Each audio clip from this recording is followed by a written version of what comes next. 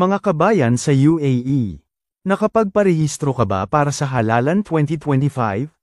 Bago makaboto, huwag kalimutan mag-enroll. Good news, madali lang ito. Narito ang step-by-step guide.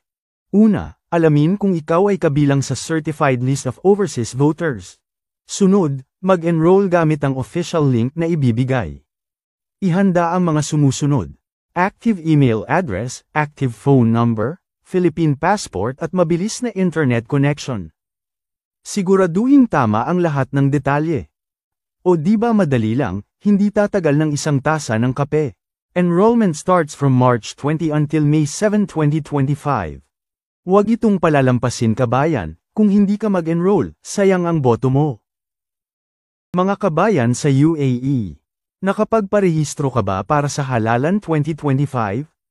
Bago makaboto, huwag kalimutan mag-enroll. Good news, madali lang ito. Narito ang step-by-step guide. Una, alamin kung ikaw ay kabilang sa certified list of overseas voters.